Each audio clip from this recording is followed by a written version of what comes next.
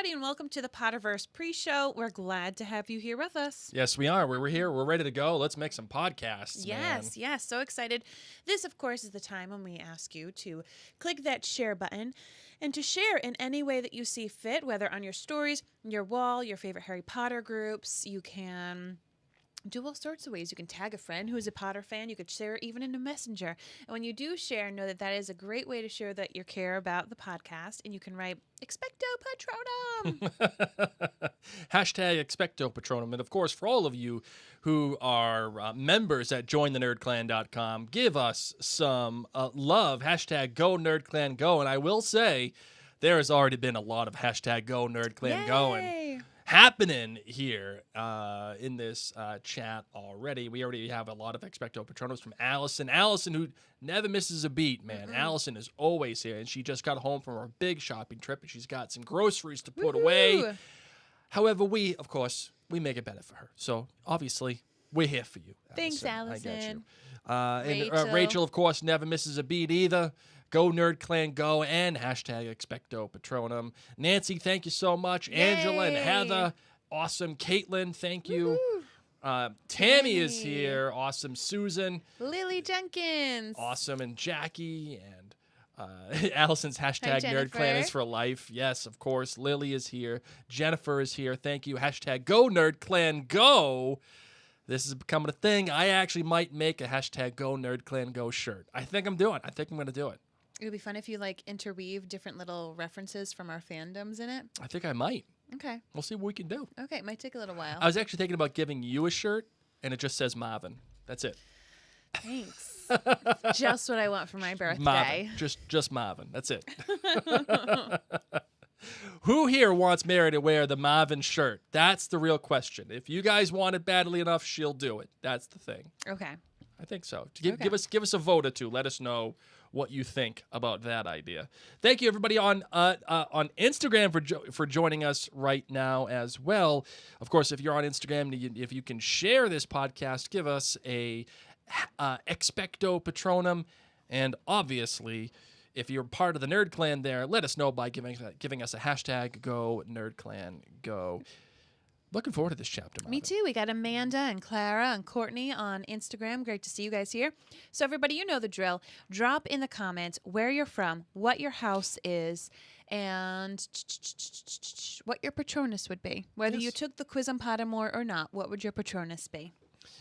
We're already getting a lot of yeses for the Marvin shirts already, Mary, on our various social media channels. And Jackie here saying, I'm so excited for the end of this book because I just can't wait to watch the movie again. It's good, man. It's a good movie. This book is so good. And the movie... The movie is so different than the book. It's so different, but it's also a shining example of what an adaptation can and should be of a book. You know, it's not...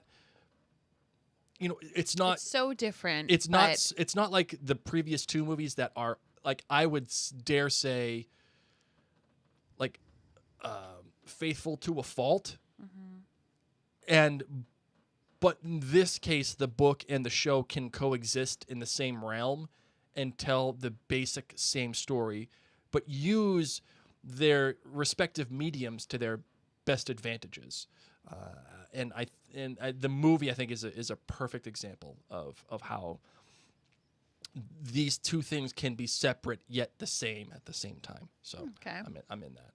I'm in on that. So that is that. Angel says, "Is that the book in front of you? Is it printed in reverse type? That is so odd." No, it is not. Well, I mean, in this particular chapter, the book, I have the illustrated version of the book. And it is beautiful. It is stunning. If you ever want to read these books, I honest to God, highly recommend the illustrated version of these books because it gives you such a great Harry Potter flavor. So it's because of this particular chapter, is at night with the moon, with the Dementors, and it is all dark, but not all chapters. And there's are that. There's excellent artwork like this where Harry is being kissed by the Dementor, yeah, you know, and about to be, and it's right there. Like you get awesome. A real visual for it. So I totally recommend They might be a little bit more money, but they're big and they're heavy and they're it's just a stunning piece of art in and of itself. So I concur. I would really recommend that. So that is that. Got anything else you want to get to? No. Before we get into the podcast, I mean, other than you wearing a Marvin shirt, I think that might be one of my best ideas we've had in a while. All right. All right, let's make a podcast, shall we? We shall. 10 seconds for Room tone.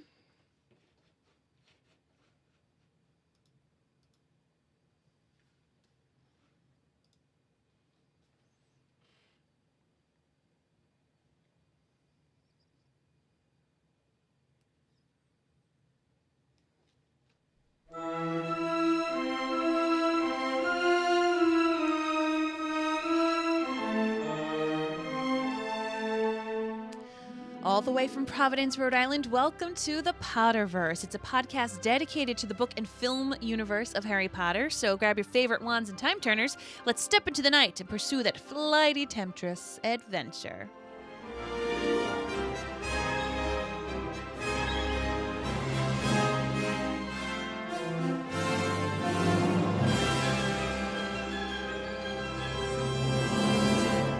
Hello, everybody, and welcome back. My name is Mary Larson. My name is Blake, and there's no way I'm messing around with a werewolf. Just ain't Glad gonna to happen. hear that. I'm staying away from the werewolf aspect of any part of my life. Mm-hmm. And I'm a little disappointed in Hermione and Harry, because you know what they did?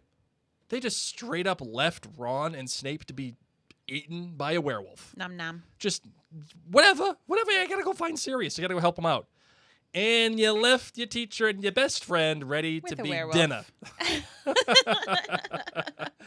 Well, of Wow. course, this chapter is chapter 20 in The Prisoner of Azkaban, titled The Dementor's Kiss.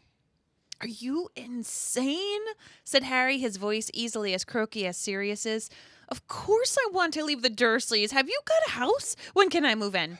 Sirius turned right around to look at him. Snape's head was scraping the ceiling, but Sirius didn't seem to care. You want to? He said. You mean it? Yeah, I mean it, said Harry. Sirius's gaunt face broke into the first true smile Harry had seen upon it. The difference it made was startling, as though a person 10 years younger were shining through the starved mask. For a moment, he was recognizable as the man who had laughed at Harry's parents' wedding. Oh, I love. Have you got a house? You got a house? I love If you got a 10, I'll still come. how this chapter is written. I know. Everything about this chapter, it is the whole book is I think building to this moment, because we've talked about it in this book so much, where it's Harry. And this book is so good because it focuses on Harry the person as opposed to Harry the wizard, Harry the kid that goes to Hogwarts. It's The chosen one. It's Harry the kid, Harry, how he exists as a human and wizard at the same Yes. time. And this moment here, it is not only, I think, one of my favorite moments in all of the books, but in the films as well. It tells you so much about Harry and Sirius's relationship, and this small moment of, you have a house? Yeah, of course I want to go. It kind of reminds me of that moment when teenage Voldemort is walking towards Harry in the Chamber of Secrets, and he rests himself on the column, and he's like, you can't help her. Like, it's just that small human moment, these little moments that tell you so much about the people when you want to just look into it and read it for yourself. Oh, God, I live for those moments. Live for it. Well, before we get into further of this chapter, we wanted to remind you that today's sponsor is MinuteWithMary.com. It's my one-stop shop for all things beauty and skincare. We want to thank all of you who have already been supporters of my Minute with Mary shop. And if you yourself are looking to get some of the most defined lashes of your lifetime, you're going to want my Double Wand Mascara. It's my Twisted Epic Mascara, and I'm giving it to you for a 15% off discount because I love you and you're my listeners. It's an and I want to unheard of hook you discount. up. unheard of discount. So you can go to minutewithmary.com/discount to grab that. And if mascara isn't your jam and you need something else, just search the hashtag #MinuteWithMary. Request to join my VIP group on Facebook. I've got a lot of fun tips and tricks there as well. Once again, minutewithmary.com. I solemnly swear that I'm up to no good.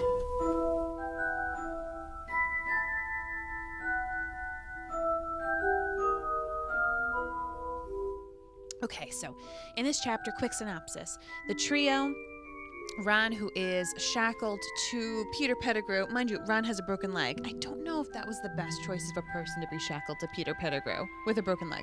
Yeah, no, definitely not. And Lupin. So there's like this trio of them going through.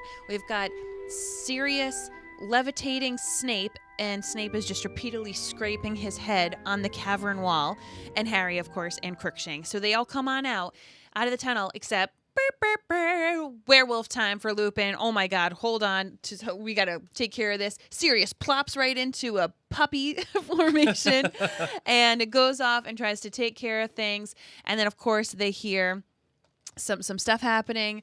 Pettigrew transforms into a rat. Bye-bye. Ron and Crookshanks get knocked out. See you later. Like petrified. Not petrified, but yeah. They get knocked out. Yeah, they're done for a little while. And then Harry and Hermione run after Black to go try to save him from the Dementors. Harry tries, expecto patronum, and it doesn't work. And some kind of like glowing, amazing animal comes to save him, and he sees someone familiar in the distance.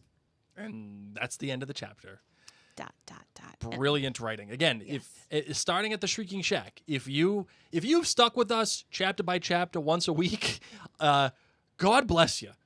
But I'm telling you, you have something wrong in your brain, because I don't know how you from chapter 16 on, you just got to keep reading. There's no stopping. Ain't no stopping us now. You have to keep going, because Read the book. The way that this is written, the momentum, the pacing, all of it, it's begging you Yes. to move forward. And Lily Jenkins here actually has a great question for you, Mary, on YouTube. She says, in or out, Dementor's kiss as a name for a lipstick. Oh, dang, Lily. Ding, ding, ding, ding, ding. You got a winner. Oh, yes. Just like that. A winner. Ooh. I am in. Love it. In. Love it. I think we should try to find a way to start marketing this. Oh, my goodness gracious. So here we are. We just need to have a moment. Just take a moment for Snape.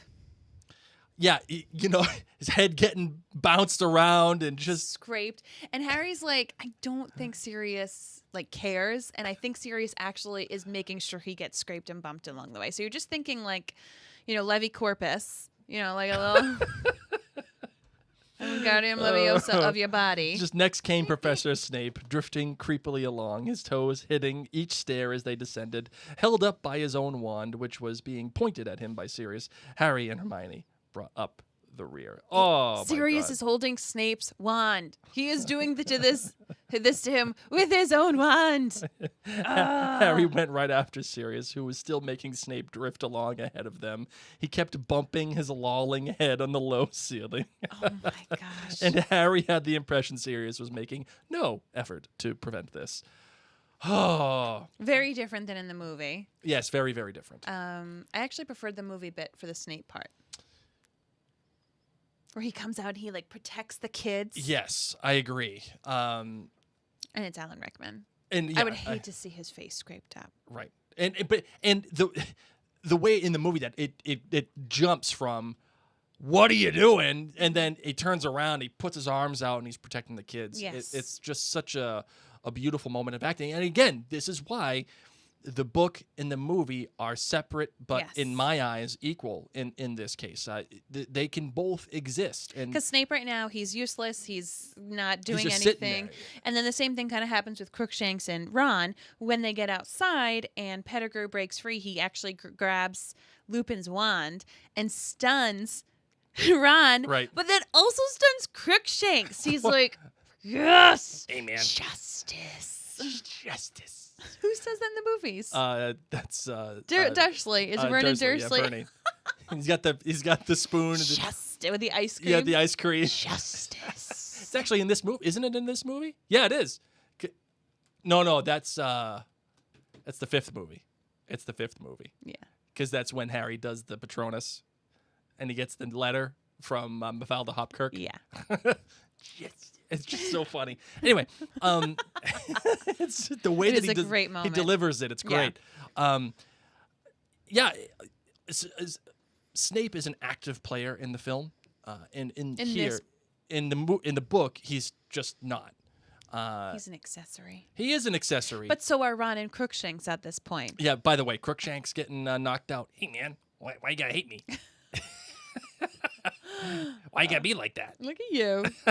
I can't usurp the Crookie voice. Another great difference is just once again the power of the trio, the power of Harry and Hermione, that they go after Sirius together. And he's trying to, like, all the while teach her expecto patronum. Think of a happy little thought. Any happy little thought. Any happy little thought. Yeah. Think of springtime. Think of snow. Anything. Come on. What do you Sleigh got? balls, off we go. Let's go. No, you're not picking this up? No, I got nothing. Peter Pan. Whatever. I don't Peter Pan. I'm out on Peter Pan. I mean, me too. I know. I'm out on Peter Pan. Blake and I, when we do watch Peter Pan with the kids, we think of it as a horror movie. Oh, that's my idea that I've kind of started to put together in my head. Oh my God, you should write it. Where instead of Peter Pan being this kid movie, let's turn it on its head and make Peter Pan the villain, where he goes into kids' rooms and he takes them and he tries to make them his friends, and like, because he's not a good guy. No, not a good guy. Especially when you watch the Disney animated version, all he does is like play around with Wendy's heart. Quit playing games with my heart. And Captain Hook is actually trying to save the kids from Peter. Yeah. And like I just have this picture in my head of like the kids saying, "I want to go home," and Peter he looks up with just his like Damien eyes, and it's like, "Fine then." He makes a crow sound. Yeah. He crows at them. And it's like terrifying. It's like he's a psycho. Do you want to be a codfish too? Want me to tell you my happy little thought? Oh, yeah. Okay. Anyway, so. So I think. I was talking about expecto patronum and how Harry was teaching Hermione, like, swish and flick, expecto patronum. She goes down. And She's down right away. I hate to keep comparing the book and the film, but like it's almost inevitable. Yeah. It's almost inevitable in this chapter. Did you prefer the book version of both Harry and Hermione going, or did you prefer the movie version where it's just Harry and Sirius? I don't really care, I guess, because Harry and Hermione in the future now go back in time together. So I'm fine with it either way, to be honest, because they go on this adventure with the Time Turner a little bit together. Yes. So I'm actually quite fine with them being together like they are in the book. I appreciate that they changed it in the movie. And if I had to have a chapter of this book that was different and I liked better on screen, it would be this chapter. Yes, I think I would agree with you. Mind you, it's super short. But that's what I'm saying is that I'm fine with it. Let's stay with the book convo for right now. I agree. Okay. I agree. You have to. It's just one of those things that you have to do. Whether it is the book or the film, when Sirius is talking to Harry about having a home and being together, like, it's so awkward. It's so hope-filled, though. And the way that Harry also is just so giving in this conversation. You know what this means? Sirius said abruptly to Harry as they made their slow progress along the tunnel. Turning Pettigrew in? You're free, said Harry. Yes, said Sirius, but I'm also... I don't know if anybody ever told you. I'm your godfather. Oh my gosh, you have such a tender side to Sirius. Oh, he every time I see this part in the film, I cry. I cry. I absolutely cry. And Harry says, "Yeah, I knew that." Well, your parents appointed me guardian, said Sirius stiffly. If anything happened to them. Harry waited. Did Sirius mean what he thought he meant? I'll understand, of course, if you want to stay with your aunt and uncle, said Sirius. But, well, think about it. Once my name's cleared, if you wanted a different home, some sort of explosion took place in the pit of Harry's stomach. What, live with you? He said, accidentally cracking his head on a bit of a rock protruding from the ceiling. Leave the Dursleys? Of course, I thought you wouldn't want to, said Sirius quickly. I understand. I thought I'd... Are you mad? I just... the whole the back and forth, the give and take between the two of them, they're both equally asking for the same thing, and they don't even know it. It's family. It's togetherness. And it is a fulfillment of a promise of real attachment, real love between two people that otherwise would never have been together given the circumstances. It is really special. Though, may I ask you the question, does it happen too quickly? Does this great moment, a truly great moment in this book, does it happen too quickly? Yes. Why do you think it happens too quickly? Because just 5 minutes ago, Harry kind of was about to kill Sirius, even though he didn't know the killing curse. But in my headcanon, I think he would have done a little weird neck thing. You know the spell. Yeah, to me, I would be like, oh, yeah, I knew you're my godparent. Yeah, let's go get ice cream first. Because I get free ice cream from them. If I just sit out there, they just give it to me. Yeah, like, let's go meet up. I don't need to pay. I mean, if you want to pay, you can because you're my godfather. Let's take things slow. I hate the Dursleys. Maybe I can hang out with you for like a week and see how it goes from there. You know, it's like when you start to be in a relationship and then you're like, I'll spend a night. Mm-hmm. Then I'm going to go home. I'm going to see what I thought about that. See how I felt about like your lifelong stash of Kraft macaroni and cheese and the fact that that is literally all you have. And think, is this somewhere I want to spend a week, a month, the rest of my life? But Harry has been so... No, I know. I know, but Harry has been so devoid of any like actual love for so long. He's been devoid of any If this familial... was Lupin, if Lupin was saying to him, buddy, do you want to come live with me? Yes, in a heartbeat. I'm just saying, even as Gary Oldman, if it were me, I'd be like, can you just give me a little time to think about this? You just left Azkaban. So maybe you should take a bath. Yeah, you're a bit stinky. I mean, I don't... like, when you say you have a house, do you have a dog house? Do you have a dog house?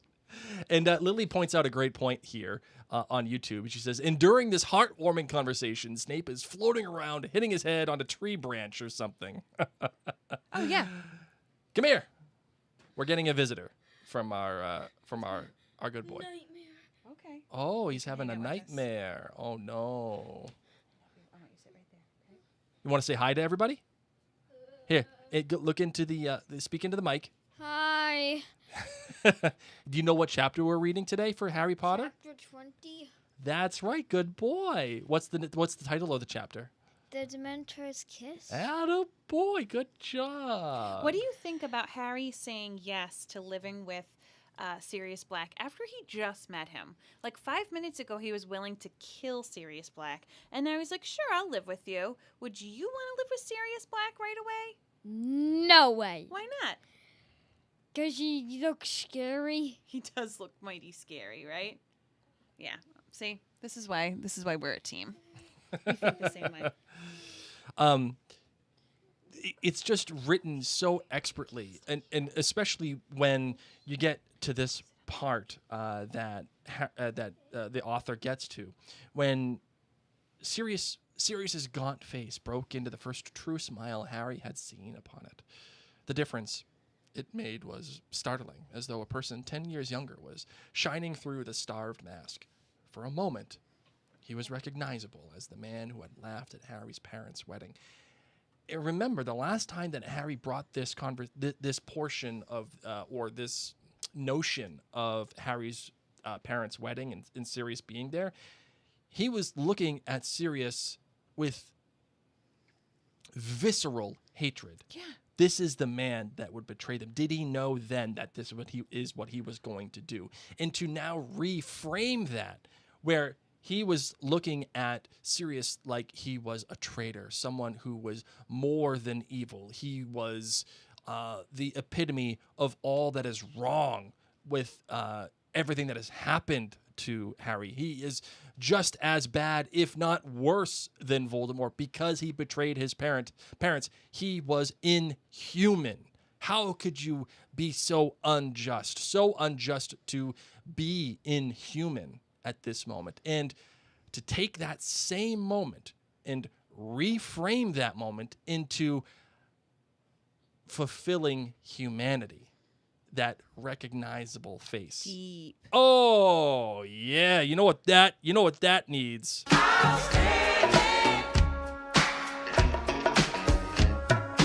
Makes me wanna shout. Oh. That was off. That was Amanda points out, agreed. It went from 0 to hero very fast. Nice Hercules reference right there, Amanda on Instagram. so I love the kinds of emotions and the kind of imagery and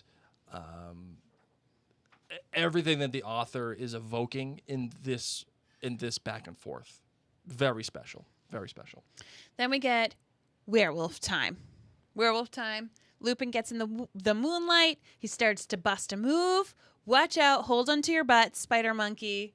Look at that. So much. Hold on to your butts, spider monkey. That deserves one. Welcome to Jurassic Park.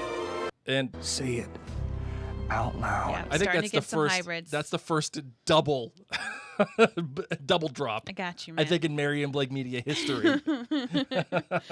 But yeah, so we get out here and Sirius realizes he has to transform. What? Rachel here on Facebook says the Dementors, and they're the worst thing about prison, or at least according to Prison Mike from The Office. Nice. Oh, that was so good. Bam! Just like that. A winner! Oh, thank you, Rachel, for that. Oh that my was goodness good. gracious. So we I know it was funny. Our little lad is still here. He's laughing along. He doesn't get the Office joke at all, but he thinks it's funny nonetheless. Yeah, so we have the werewolf, Yep. the dog, Crookshanks, Ron, and Snape out of commission. Yep.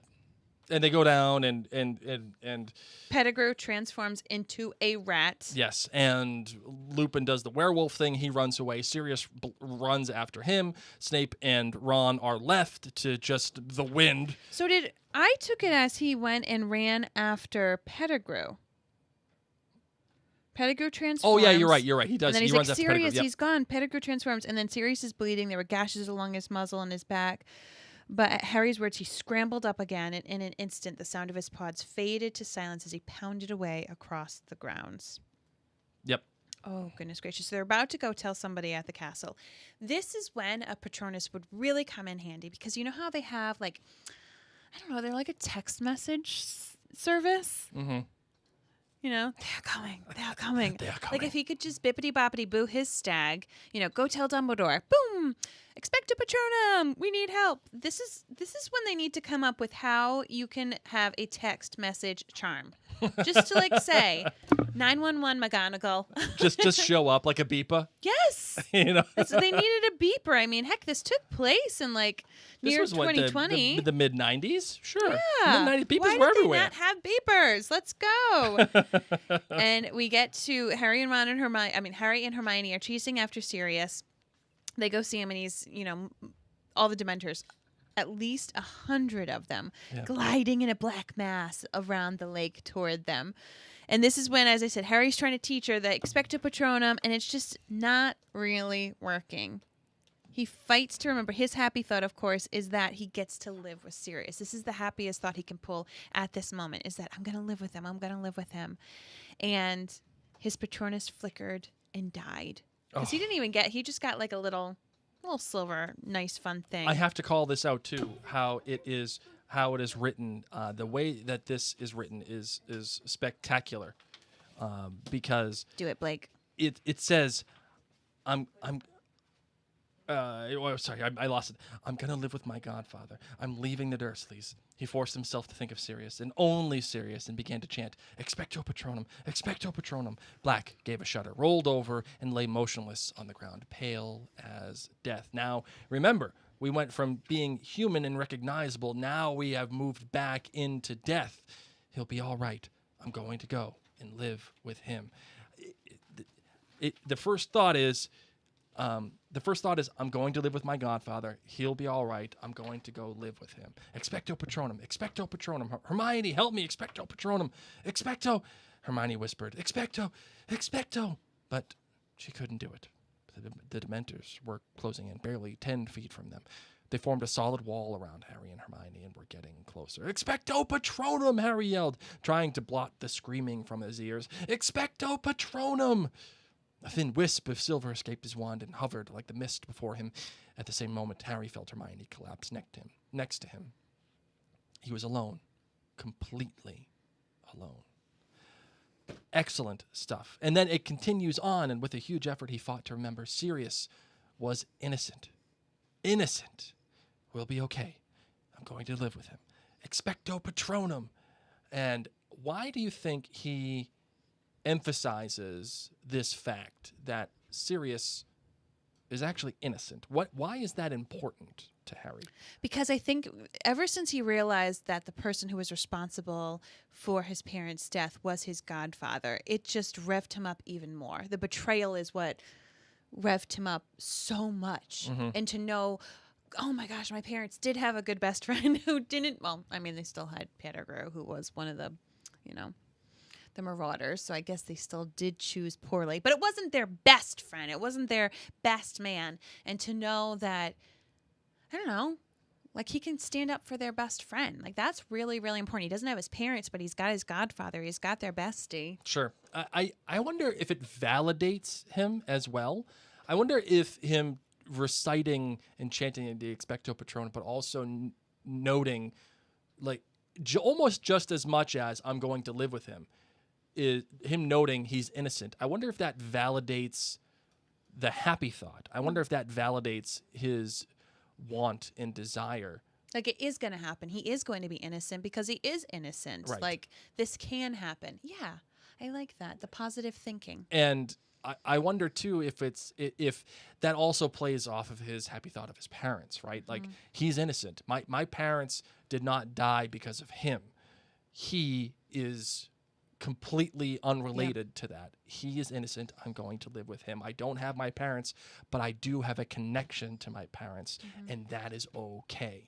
That it can be a happy thought. I kind of like that. I kind of like that a lot. So can we take a moment? So we have Harry here. A pair of strong, clammy hands suddenly attached themselves around Harry's neck.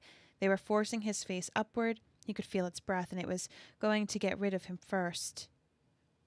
It was going to get rid of Harry Potter before Sirius Black. Yeah. And it goes to show you that. So why are the Dementors going after Harry Potter so much? They've been going after him. This is what, the third or fourth time in the book that they've gone after Harry.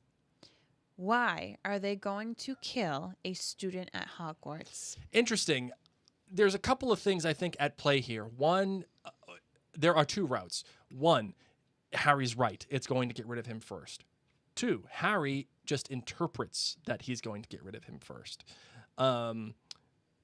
Because he is going through this moment and he is so stuck in this moment. But the putrid breath.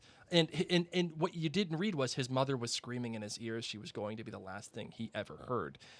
That in and of itself makes you focus on just you. He does reach for Sirius's hand or for his arm, and found his arm. They weren't going to take him. You could see Harry putting himself first, so it's only natural that he thinks they're going to take him I just first. don't understand. I mean, Dumbledore makes it quite clear to the Dementors, don't go after the students. And they don't go after any other students. They don't go after the staff. They don't go after the people in Hogsmeade. Why are they going after Harry? Now, in this one moment, one could say that he's trying to help out the villain Sirius Black, the criminal. He's obviously trying to protect him in this moment. So it might just be like, you're guilty by association, so we'll just off you too. But they've gone after Harry before. So there are some of these ideas that they were already associating themselves along with Voldemort, and that they knew that this was Harry Potter. So it's like, whatever, if we can kill him like while he's playing Quidditch, or if we can kill him now, like, he's kind of next on our list at some point. But it's not true. It's not full. There are other people who say that because the Dementors feed off of souls, and that technically a piece of Voldemort's soul is inside Harry, right, that he has like a lot of soul, not like, you know. Yeah, there's more soul to be not had. like he's got soul, man, you know, not like that, but that he has more soul. So it's kind of like an all-you-can-eat buffet when they look at Harry Potter and they're like, they're not going to miss one kid. Like, this one looks really good. Yeah, and the other part, too, is perhaps because Harry has gone through so much and now he finally has Sirius, that they're feeding off of that joy and that hope. I just don't understand how the Dementors could be just so loosey-goosey. Well, Dumbledore told them, you can't do this. Yeah, but they don't care about Dumbledore for nothing. They sound like rabid dogs is what I'm saying. Yeah. Is that, like, they just don't care. They're sensing hope and joy and... Or despair, or despair. Right.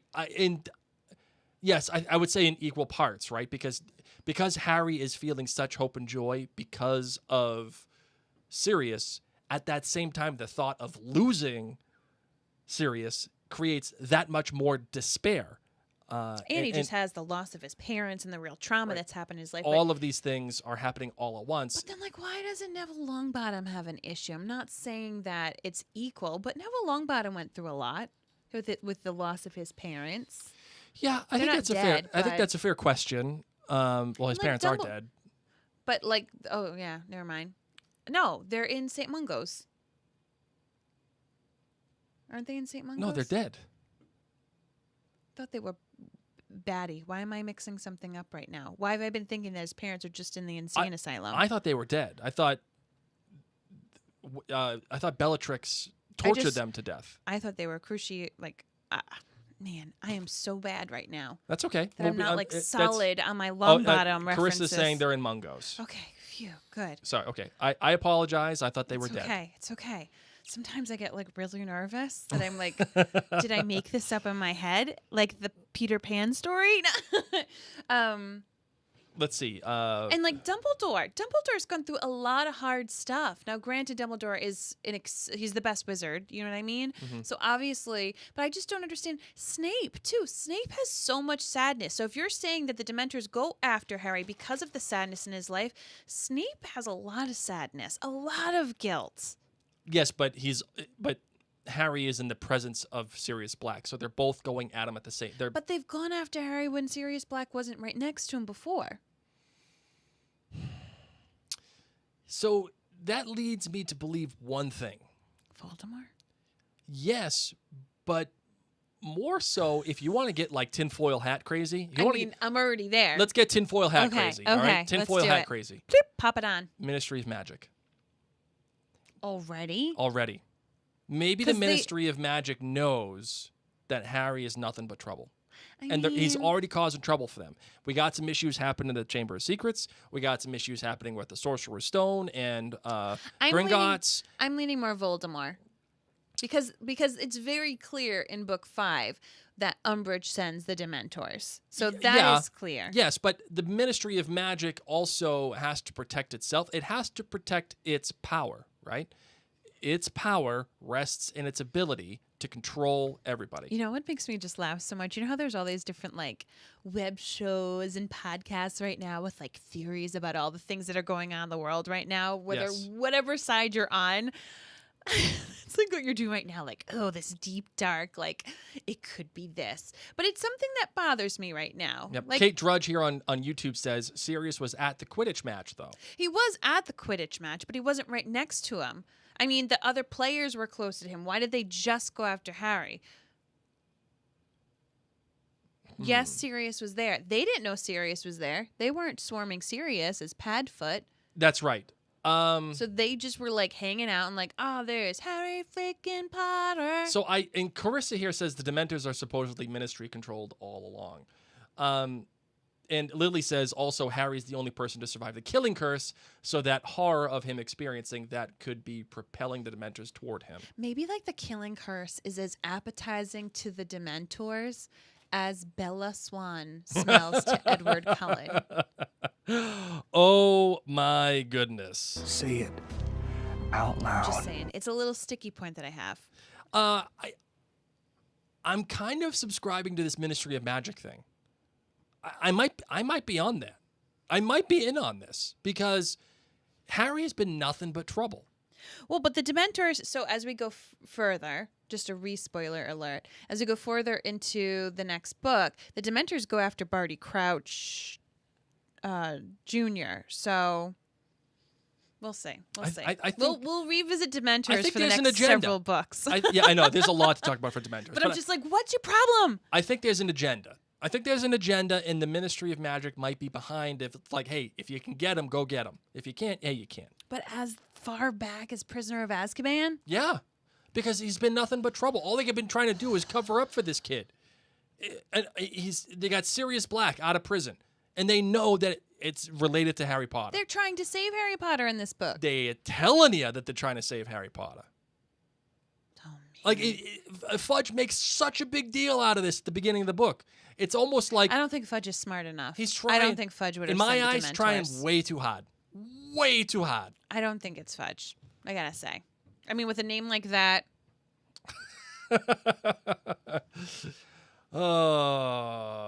Rachel here says the Dementors were at the Quidditch match because of all the happy feelings that were there. It was like a buffet, and Harry was close to catching the snitch, so probably feeling extra excited at that moment.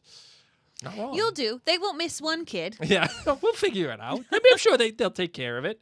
Anything else that you want to say? That's really about it. We're, this? of course, going to be chilling out, getting to know much more what's been going on this entire night Yes. of June 6th, I believe. It's like, I think it's June 6th that all of this takes place. All of these chapters, of course, are just within one night. Oh, wow. So my final thought is this.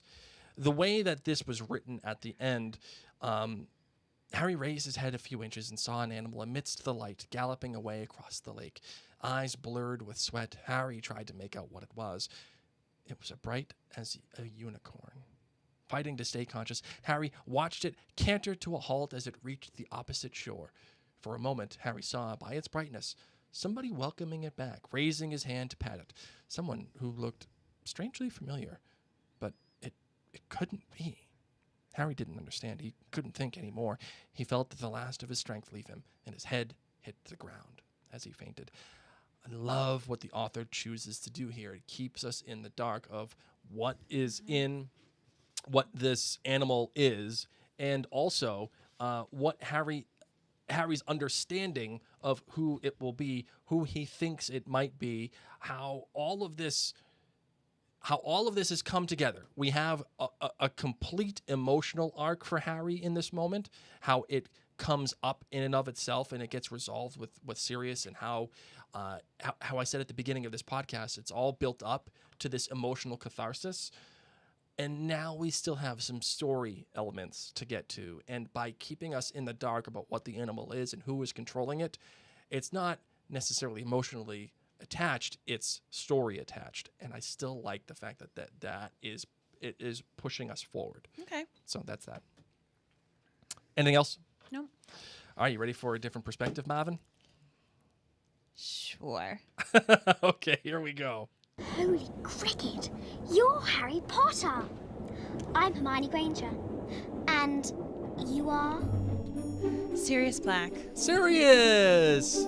Having a good day today, huh? I'm completely free. I could just picture that movie Tangled with Mandy Moore. Running and chasing. and wandering. Do you brush your hair? Finally feel. How often are you brushing your hair, Sirius? That's the real question. 7 a.m. Usual morning lineup, man. Didn't know you were a Mandy Moore fan. We only had 3 movies in Azkaban. Oh yeah, what was the other 2? Tangled. Tangled, Okay, yeah, okay. obvious, and it's my favorite. I Yeah. like to think I'm Flynn Rider. How's my smolder? Definitely not as good. Okay. I haven't shaved in a little while. So we had Tangled. Yeah. Okay. We had Big Bird Goes to Japan. Whoa. Listen, man. I mean, I've seen some crazy stuff. But Big Bird in Japan. Big Bird Goes to Japan. Made me never want to eat sushi again. And then the third one, Schindler's List. Not uplifting. Not uplifting in Azkaban. So, when it was my night for movie night, Bella. Big Bird in Japan. I hate my cousin. So when it was my night for movie night, pick Tangled. Sometimes I'd act it out. Sometimes. The end. End scene. Killed Blake early. Mission accomplished. You can't breathe? Buddy. In through your nose. There you go. Out through your mouth. Didn't mean to. My arms hurt. Oh my goodness.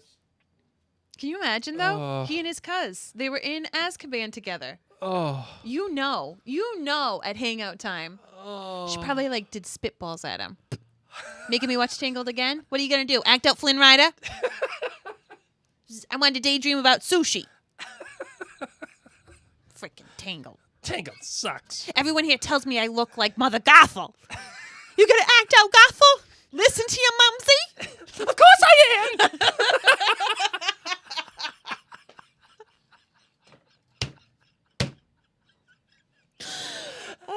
am. Sirius, that's right.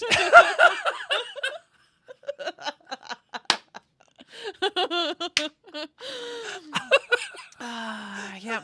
For those of you who are not hardcore Tangled fans, apologies that you don't get any of that. You can watch it. Sirius knows best. Sirius is right. The end. Oh, End scene. man. Oh. That might be a Maryanne Lake Hall of Fame moment. Oh, didn't even know. That was I didn't good. even know who I was picking until the last moment. Oh, that was I good. was picturing Snape. Schindler's just go, List. Yeah, that would have been boring. So I'm glad you liked Sirius better. Oh, and just getting into I'm going to have to Bellatrix. start going to improv once COVID's done. Oh, man. They are going to hate me. Okay, Mary? Another Potter person? There are hundreds of characters to choose from. Who you going to be today? Hedwig? Yeah. What's the problem? Want me to be Errol? I'll be Errol, too. I'll be Crookshanks. What do you want? What do you want? What do you want from me? Okay. I'm a cat. Let's wrap. All right, we got some... oh, man, that was good. We've got some great questions. We got some great questions. We got some emails we got to get to here. Okay, let's do And this. I have to get my life force back because I think it left me for a good Dementor? for a good 2 seconds. I just lost my life. Just breathe it back. Bring it back, baby. Okay, let's get to some listener questions, shall we? Mail's here. All right, we got some emails first. This one comes from Becca. She says, "Hey guys, I've been tuning in since around December when I got COVID. Oh, by the way, sorry that you got Sorry, COVID. Becca. That sucks. I listened to you guys nonstop for a few days while quarantined and was immediately hooked. Well, Yay, Lumos in the time of Knox. I had a thought when listening to the last episode, though. I've read these books about 10,000 times in my life, and Prisoner of Azkaban is actually my favorite book of the series. However, big however here, my brain just thought of what I feel like is a huge plot hole, and now I can't unthink it. Uh-oh. Bring it. Why didn't the Ministry ever use an owl to locate Sirius? The characters frequently tell their owls throughout the series to deliver letters to people whose whereabouts they don't even know. The owls are always able to, and as soon as I thought it, I looked it up. And of course, Google was full of thoughts, but I didn't think any of them were that good. And I want to hear your theories. Could there be a good explanation, or is this a plot hole? Marvin, thoughts? I think he was always on the move, and he was in the form of Padfoot. Bam! Just like that. Owl's not looking for a Padfoot, Owl- and he's unregistered. Yep. So Owl doesn't know to look for Padfoot. for Sirius. And even if Did I just kick Google's butt? you just kicked Google's butt, you out Googled Google. Okay, so Becca, I think it's a valid question. Like, part of me wonders if it is at this moment in the Shrieking Shack when he finally becomes in human form, and if he's been Padfoot all this time, because we've only seen him except when he like got into the castle and he was holding the dagger. We've only seen him in Padfoot form. Yes. So I think he's evading the Dementors by he realized that they couldn't find him as Padfoot. He can hide away from owls and stuff. It is interesting as we go forward in book 4, but we'll get back to them. Okay. This one comes from Lacey. She says, how would the Harry Potter series have been different if Lily married Severus Snape instead of James? And how much money do the Hogwarts teachers get paid? Okay, so if Lily married Snape, their relationship would be Blake and mine. Yes. We actually, in our rock bands days, our band was called Lily and the Snapes. Yep, absolutely. That's how we did. After Harry and the Potters, Wizard Rock Band. We just like remixed it a little bit. A little bit. Yeah, so it would be this kind of a dynamic, except you would be good at potions. Yes, I would be good at potions. Yeah. And then what was the other question? And how much money do the teachers get paid? Oh, very, very little. Very little. I mean, but they get full room and board, which is pretty sweet. Free food. And they get summers off. Yep. And they get the holidays off. I think their benefits are pretty decent. Like, nobody has really bad teeth. They got So- good dental. Yeah. Great 401k. Oh, That's and what I think. they get free health care from Madame Pomfrey. I mean, HIPAA. HIPAA, dude. HIPAA compliant. She's perfect. They're probably like when she's my not mom. drinking her booze. She's Yeah. not tipping back some vodka. I don't think they get paid well. I doubt that they get paid well, but they got perks. Yeah. Do you think they offer like a vacation? Like, hey, why don't you go to Mallorca on us? No. No, you don't think so? No. No, not at all. I mean, maybe they allow a sabbatical here or there, but I haven't even heard anybody go on sabbatical. I'll actually. Oh no, the one that wanted to remain with plank? his limbs, remain with his limbs. That was like a year off for health reasons. Oh, okay. That wasn't like to go study. All right. So, yeah, Yep, I don't fair think enough. that well. All right, Lacey, thank you so much. And this one comes from this one comes from Denise. Denise says, "Hey guys, by far the different perspective section on your Potterverse has become my absolute most favorite part.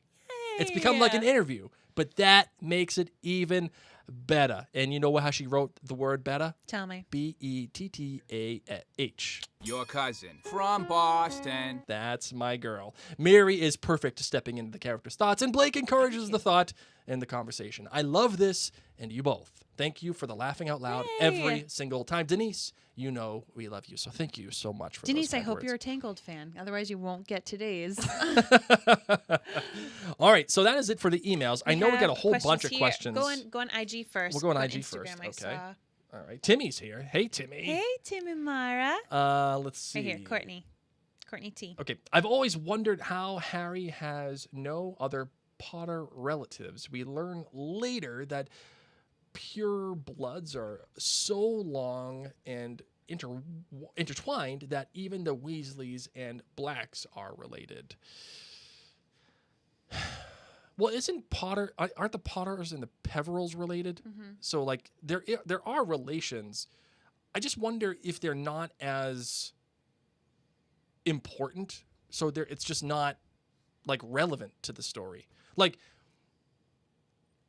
when you have a chosen family, like James chose his family, and Lily had a sister, but sister hated her. Mm-hmm. So like they were on their own. It kind of reminds me of Jack and Rebecca and This Is Us. Well, I just think that James was an only child. And, you know, I think about like my family, like our last name, my maiden last name is going to dwindle out because my brother didn't have any sons. We weren't very close with extended relatives at all. So Harry didn't get to meet a grandparents because the grandparents were dead. Yeah, I mean, it is hard to believe. He probably has second, third cousins, somebody out there, but probably people that just were never close to them. But you'd think that they would come out of the woodwork and be like, I am Harry Potter's second cousin. Right. But maybe not. Maybe he doesn't have that many. Maybe they just had like one kid at a time and everyone died. I mean, that's So and tragic. especially after the latest Wizarding War. I mean, it's possible that their relatives died. Yeah. Right. So, because if they're pure blood, then yeah, absolutely, they could have died with the war with Voldemort in the 80s or 90s, whatever it was. So yeah, totally. Yeah. Absolutely. Amanda on IG says, "Do you think Dumbledore knew what was happening?" Amanda, you are just taunting me. Dumbledore hasn't gotten any hate from me recently. That's true. And here's the issue that we face, Mary. We made the assertion that Dumbledore knew a lot what was happening during Chamber of Secrets. Dumbledore knows what's going on. And if he does know what's going on Yeah. right now. Yeah. He time turner fixes it in the next chapter. So he knows what's going on. He knows it gets fixed. All right. Good point. Good point. Good point. I forgot about that. I don't know how I forgot about it, but I did forget about Easy it. button. Bloop. But that in and of itself, too, poses further logical The time turner questions thing, man, it's going to blow your mind. and story questions. Yes. But I do think Dumbledore knows exactly what's going on. He doesn't need a Marauders map. Yes. Okay, so let's see. I know we had a bunch of questions up at the top. Okay, if you wrote a question long ago on Facebook, you're going to have to rewrite it. Here we go. All right, Tamara says, would Harry's still be protected if he lived with his godfather? No, he would not. No. And I don't think he knows that right now. I don't think, obviously, I know that That Sirius would have been doesn't the know most that. awkward conversation if he came into school and he was like, guess what, Dumbledore? My godfather's totally innocent. I'm actually going to go stay with him. I'm so excited. And he like wrote a letter to the Dursleys like, peace, suckers. And then Dumbledore was like, yeah, so I'm going to tell you this now. So about that. For you to stay alive, you actually have to stay at the Dursleys every summer. And I don't think the owl's coming back, so you're going to have to explain that. Sorry. Ro Bless on YouTube. YouTube says, also, if this happy thought of having family and leaving the Dursleys was not happy enough to generate a Patronus, how were all the students in the Dumbledore's army able to produce them so easily? I think Harry really made them understand the level of happy thoughts. Like, he had to be like, guys, y'all need to go do some personal development. Find your why. Find your why. What's your why? And, like, amplify it. Because when I first tried, didn't work. Okay? And I'm Harry Potter. And think of that, too. Like, is Harry able to perform the Patronus charm because he is so special as a wizard, or because he has been through so much? I think a mix, but if I were to say anything, it would be because he's an extraordinarily great wizard. I would say the opposite. I would say that it's because he's been through so much. He has known true pain. Well, in this point, it's life and death. Like, you can do a lot of things if you're life or death. Yeah, you but can jump further. even with Lupin in You're the stronger. class, he's able to produce some sort of a wisp, right? Yeah. So, like, But that's... The kids all do the wisp. They can all wisp in Dumbledore's army. All right, and then fair they enough. eventually all get it. Lily says, has Hagrid been in his hut this entire time? I wonder if he's able to witness all of these events as the group exits the Whomping Willow Tunnel. I think he's sleeping. I He think had some fire whiskey. he's sleeping it off. He's fine. Yeah, definitely. Totally agree. He does not know what's going on. That Whomping Willow is probably so noisy all the time that he probably has a white noise machine, or Fang snoring is like his white noise. He can't hear anything. Caitlin asks, I get that it was a tense and exciting time, but Lupin, Hermione, why did neither of them remember the full moon, which in her case is a facepalm? One of the five of them should have remembered. It's not like it's a monthly thing for Lupin. Yes, it is a tense time, but it is also one of immediate need. It's like seeing someone who killed your best friend, like, and you know that they're there, and who has caused immense pain. You're just gonna be like, oh wait, hold on one sec, let me take this before you. No, you're gonna jump and you're gonna go and you're gonna go check things out. And yes, and I think there's enough character reasoning to support the notion that they just forgot in the heat of the moment. Yes. I believe that they both would forget. Tammy asks, do Dementors only go after humans? What about the other sentient creatures that have emotions? Now, that's a good question. Like the centaurs? I'm going to Google it. That is a very good question, Tammy. I'm leaning towards humans as they are used to guard Azkaban, but I don't know if there's like a different jail for centaurs. I don't know. Very good question. I like this. Let's see. Yeah, our little lad is saying that he thinks that there is a jail for centaurs. I don't know how you round them up. It doesn't say here. I'm gonna lean on only humans. Yeah, no, I got nothing here. I'm gonna say only humans as well. Let's see. Angela says, "Didn't you say he only had to stay with the Dursleys for a week each year? Couldn't he just spend the first week with them and the rest of the summer with Sirius?" He needs to claim it as his home. Correct, in I order know for it that. to work. He has to, stay at least like as his home. He could spend a lot of time with Sirius, yes. Amy says, "I would assume Harry would consider Sirius home because of the emotions attached to him, thus defeating the charm on the Dursleys." I mean, that's a fair thing too, but still, I think that the charm was created with the Dursleys in mind, so it has to be the Dursleys as a result of when it was created and for whom it was created. Oh, Fidelius. So that is that. Okay, got anything else? No, I'm good. All right, thank you everybody for all the questions and engagement and watching me literally lose my soul for about 2 seconds. That was a wild experience. I couldn't breathe. I was laughing so hard I couldn't breathe. That's good. You need to laugh like that. And Lily says it's about the physical relation to Petunia. Yes. Yes, not just what Harry considers home. And Tammy follows up with that too. So yes, it's about the physical blood relation to Petunia, Yes. and whereas he doesn't have a physical blood relation to Sirius. Yeah, that makes sense. That makes sense also. So yeah, okay, let's close this bad boy out, shall we? We shall. Let's do it.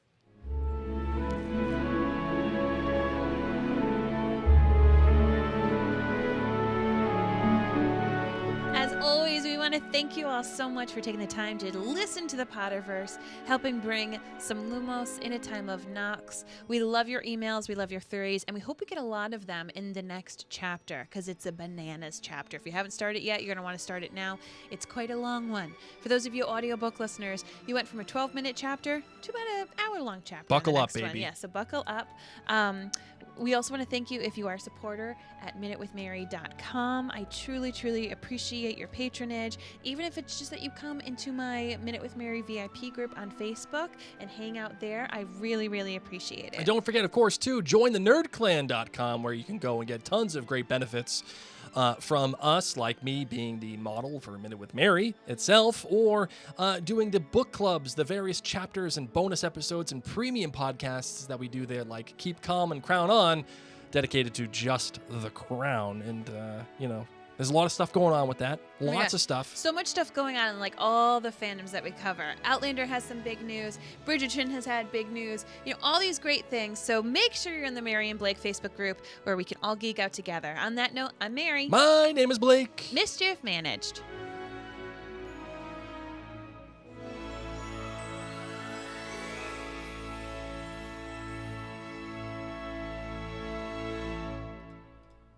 That's it, ladies and gents. All right, we've got a visitor here. We're probably going to have to cut this one very short. We are. So thank you, everybody, for... There's a spider issue in the room. Oh, goodness. I'm not touching it. I know. That's why I have to go. I know, spider issue. All right, guys. Thank you all Thank so you. much for tuning in. We'll see you next week. And